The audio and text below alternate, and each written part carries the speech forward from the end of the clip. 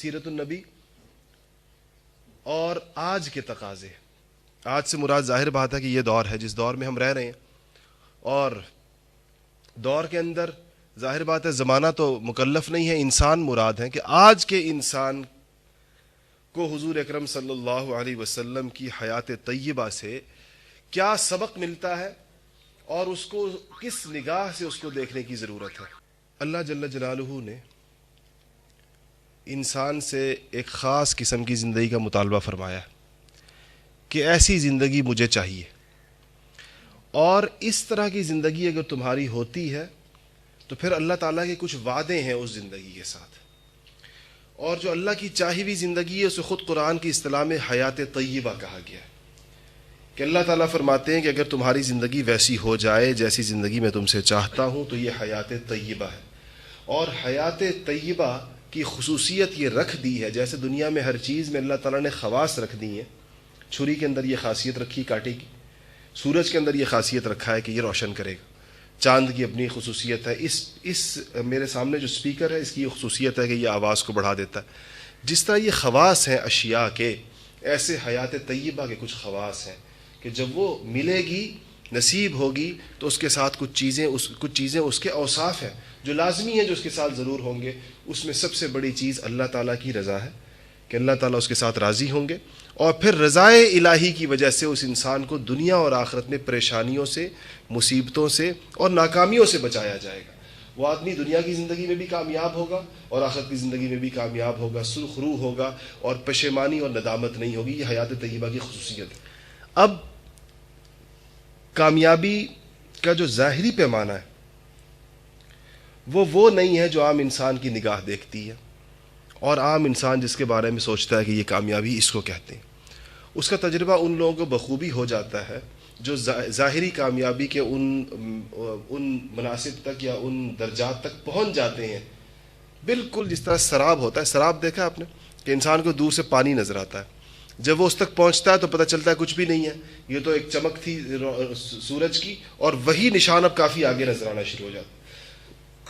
بالکل ایسے ہی بظاہر کامیابی, انسان جہاں پر سفر کرتا ہے سراب کی طرف سے کچھ چیزیں کامیابی نظر آ رہی ہوتی ہیں عام مادی زندگی کے اندر, وہاں تک پہنچتا ہے تو پتہ چلتا ہے ہاتھ کچھ بھی نہیں آیا. اور اس کا تجربہ بڑا آسان ہے کہ جن لوگوں کے پاس وہ چیزیں ہوتی ہیں جس کو انسان کامیابی سمجھ رہا ہوتا ہے, یا وہ وہاں تک ان سے اگر پوچھا جائے تو ان کو اپنے سے زیادہ تہی دامن پاتا ہے انسان, اور خوش ہو جاتا ہے اپنی حالت پر کہ اللہ کا شکر ہے کہ میری یہ کیفیت نہیں ہے. یہ روزمرہ کا ہمارا عام مشاہدہ ہے اس بات پر. حیات طیبہ اس طرح نہیں ہوتی. حیات طیبہ ایسی نہیں ہوتی کہ وہاں وہ کوئی سراب ہے کہ وہاں پر پہنچنے کے بعد انسان کو اندازہ ہو کہ نہیں منزل تو بھی اور آگے ہے, پانی تو اور آگے ہے, وہاں تک پہنچنے کے بعد پھر پتہ چلے منزل تو اور آگے ہے, اور صحرا کا یہ بھٹکا ہوا ساری زندگی منزل کی تلاش کے اندر تڑپ کر جان دے دیتا ہے. حیات طیبہ ایسی نہیں ہوتی. حیات طیبہ کے اندر اللہ تعالیٰ نے یہ صلاحیت رکھی ہے کہ جس انسان کو یہ نصیب ہو جاتی ہے اس کی پوری سنوری ہوئی زندگی جو ہے وہ خود اس کے دل کے اندر سمٹ کر آ جاتی ہے. اس کو اللہ تعالیٰ ایک ایسا عجیب و غریب سکون عطا فرماتے ہیں, اس کو ایک ایسی عجیب و غریب مقبولیت اور قبولیت سے نوازتے ہیں, اس کو ایک ایسی باسعادت زندگی سے نوازتے ہیں کہ وہ پورے طور پر زندگی سے لطف اندوز ہو رہا ہوتا ہے. ایک مشہور بزرگ کا مقولہ ہے کہ اگر بادشاہوں کو پتہ چل جائے کہ ہم کس کیفیت میں ہوتے ہیں, ہماری قلبی کیفیات کا اندازہ اگر بادشاہوں کو ہو جائے تو یہ جس طرح خزانوں اور ملکوں کے لیے تلواریں لے کر دوڑتے ہیں اس کو حاصل کرنے کے لیے, یہ ہم سے یہ کیفیات چھیننے کے لیے ہم پر تلواروں کے ذریعے حملہ کر دیں گے کہ یہ چیزیں کسی طرح ان کے ہاتھ آ جائیں. اگر ان کو پتہ چل جائے کہ ہمارے دلوں میں کیا دنیا آباد. وہ مشہور شعر ہے نا کہ کس واسطے جائیے اے درد میں خانے کے بیچ, کچھ عجب سی مستی ہے اپنے دل کے پیمانے کے بیچ. کہ جن کے دل کے پیمانوں میں مستی ہوتی ہے ان کو میخانے جانے کی ضرورت پیش نہیں آتی, اور میخانے جانے والے کو وہ مستی نصیب نہیں ہوتی جس کے دل کے اندر خود آئی ہوئی ہو. تو یہ حیات طیبہ کی خصوصیت ہے. اس حیات طیبہ کو اللہ تعالیٰ نے جوڑا ہے حضور اکرم صلی اللہ علیہ وسلم کی اتباع کے ساتھ. اس کا اور کوئی رستہ رکھا نہیں ہے. بتا دیا ہے کہ یہ جتنی ان کی زندگی کے ساتھ زندگی ملتی چلی جائے گی اتنی اس کو حیات طیبہ نصیب ہوتی چلی جائے گی. تو آج جس چیز کی ہمیں ضرورت ہے کہ اپنی انفرادی زندگیوں کو دیکھیں. انفرادی زندگی سے جب ہم کہتے ہیں تو ہماری اس سے مراد اپنے ذاتی اعمال, اشغال اور اپنے اخلاق, اس پر ذرا نظر ثانی کر لی جائے.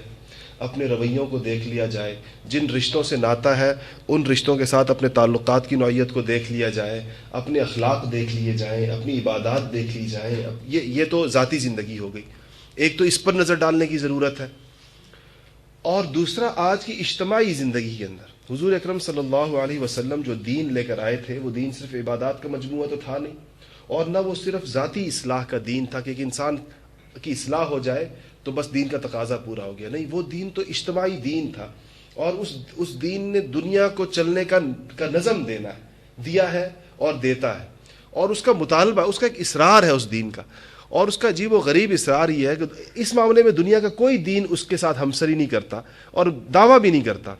اس دین کا اصرار یہ ہے جو لے کر حضور اکرم صلی اللہ علیہ وسلم تشریف لائے ہیں کہ مسلمان کی کوئی بھی چیز دنیا نہیں ہے. مسلمان کے ہاں دین اور دنیا کی تفریق نہیں ہے، اس کی ہر چیز دین ہے، اور یہ وہ مطالبہ کرتا ہے کہ اس کو دین بناؤ، اور اس اپنی پوری کی پوری زندگی کو، اپنی 24 گھنٹے کی زندگی کو دین بناؤ. یہ اسلام کا لازمی مطالبہ ہے. دیگر مذاہب کا یہ مطالبہ ہے نہیں. وہ کہتے ہیں کہ کچھ عبادات آپ پر واجب کرتے ہیں، اگر آپ اس کو بجا لا رہے ہیں تو آپ ایک اس مذہب کے اچھے پیروکار سمجھے جاتے ہیں. باقی چیزیں یعنی ان مذاہب کا کنسرن نہیں ہے، ان کا نہ مطالبہ ہے نہ ان کا دعویٰ ہے، اور نہ وہ اس کے لیے آئے ہیں، نہ سمجھے گئے ہیں. حضور اکرم صلی اللہ علیہ وسلم کے دین کی یہ خصوصیت ہے، اور یہ شاید آخری دین ہونے کی وجہ سے ہے کہ وہ انسان کو زندگی میں جتنے شعبوں سے واسطہ پڑتا ہے، جتنی چیزوں کے ساتھ واسطہ پڑتا ہے، جتنے معمولات کے ساتھ واسطہ پڑتا ہے، وہ ان سب میں حضور اکرم صلی اللہ علیہ وسلم کے ارشادات اور ان کی رہنمائی کا مطالبہ کرتا ہے کہ وہ چیزیں حضور اکرم صلی اللہ علیہ وسلم کے بتائے ہوئے طریقے کے مطابق ہیں یا نہیں ہیں. اگر نہیں ہے تو وہ ناکام ہے، اس پر مواخذہ ہے، اس پر پکڑ ہے، اس کی دنیا اور آخرت کی اس میں بربادی اور تباہی ہے اس کے اندر. یہ بات بحیثیت مسلمان ہم میں سے ہر فرد بہت اچھی طرح جانتا ہے.